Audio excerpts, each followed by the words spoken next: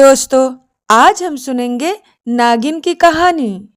घने जंगलों से घिरे एक छोटे से गांव चंद्रपुर में लोग सूरज ढलते ही अपने घरों के दरवाजे बंद कर लिया करते थे। वजह यह थी कि उस जंगल में रहने वाली एक रहस्यमयी नागिन रहा करती थी। कहा जाता था कि वह साधारण सर्प नहीं बल्कि कई वर्षों की तपस्या से बनी एक इच्छाधारी नागिन थी। लोग उसका नाम डर से नहीं लेते थे, बस वह कहकर चुप हो जाते थे। सालों पहले की बात है। उसी गांव में एक गरीब लेकिन नेक दिल युवक रहता था जिसका नाम अर्जुन था। अर्जुन के माता पिता बचपन में ही चल बसे थे। वह जंगल से लकड़ी काटकर लाता और गांव में बेचकर अपना गुजारा करता।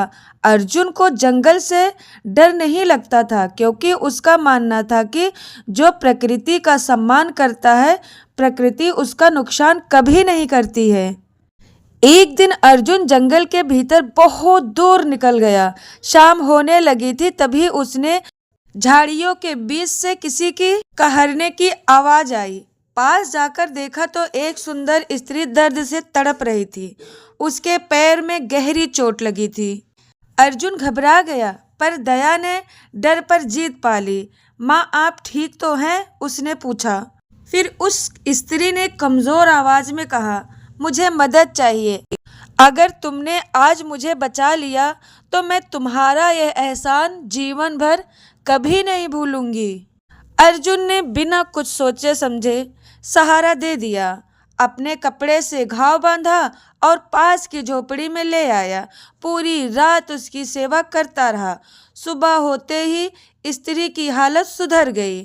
जाने से पहले उसने अर्जुन की आंखों में देखा और कहा, आज तुमने एक अनजान की जान बचाई है। याद रखना, किसी दिन यह एहसान लौटाया जाएगा। यह कहकर वह जंगल की ओर चली गई। अर्जुन ने सोचा शायद कोई साधारण महिला होगी, पर सच्चाई तो कुछ और ही थी। कुछ दिनों बाद गांव में अजीब घटनाएं होने लगी। रात में लोगों को सांपों की फुफकार सुनाई देती, पर किसी को नुकसान नहीं होता। खेतों की फसल अपने आप सुरक्षित रहने लगी। लोग हैरान थे। एक रात अर्जुन जंगल में था, तभी वही स्त्री फिर सामने आई। इस बार उसका रूप बदल गया। आधी स्त्री आधी नागिन। आंखों में तेज पर चेहरे पर शांति थी। अर्जुन डर से कांप गया। फिर उसने कहा, डरो मत, मैं वही हूँ जिसकी तुमने जान बचाई थी। मैं इस जंगल की नागरानी हूँ। अर्जुन ने हाथ जोड़ लिए। मुझसे अनजाने में कोई भूल हो गई हो तो क्षमा करना। नागिन मुस्कुराई। नहीं अर्जुन, तुमने स्वार्थ नहीं इंसानियत दिखाई है, इसलिए मैं तुम्हें वरदान देना चाहती हूँ। फिर उसने अर्जुन को एक मणि। नागरानी ने बोला, जब तक यह मणि तुम्हारे पास रहेगी तुम्हें कभी भूख या गरीबी नहीं सताएगी, लेकिन एक शर्त है, कभी इसका दुरुपयोग मत करना। फिर अर्जुन ने वचन दिया, मैं इसका कभी भी गलत इस्तेमाल नहीं करूँगा। समय बदला। अर्जुन समृद्ध हो गया। गांव में उसका सम्मान बढ़ा, पर इंसान का सबसे बड़ा शत्रु होता है उसकी लालच यानी कि लोभ। गांव के जमींदार विक्रम सिंह को जब मणि का पता चला तो उसने अर्जुन को धमकाया, मणि मुझे दे दो वरना तुम्हारी खैर नहीं। अर्जुन ने मना कर दिया। एक रात विक्रम के आदमियों ने अर्जुन पर हमला कर दिया और मणि छीन ली। मणि मिलते ही विक्रम ने सोचा अब वह अमर और सर्वशक्तिशाली बन जाएगा। जैसे ही मणि दूसरे के हाथ में पहुंची और मणि का दुरुपयोग होते ही जंगल कांप उठा। जमीन फटने लगी, पेड़ सूखने लगे। उसी रात नागिन रानी प्रकट हुई भयंकर रूप में। नागिन ने विक्रम को चेतावनी दी, यह मणि पवित्र है, इसे लौटाओ। विक्रम हंसा और बोला, अब यह मेरी अमानत है। इतना ही सुनते नागरानी को गुस्सा आ गया। क्षण भर में नागिन ने उसे दंड दे दिया।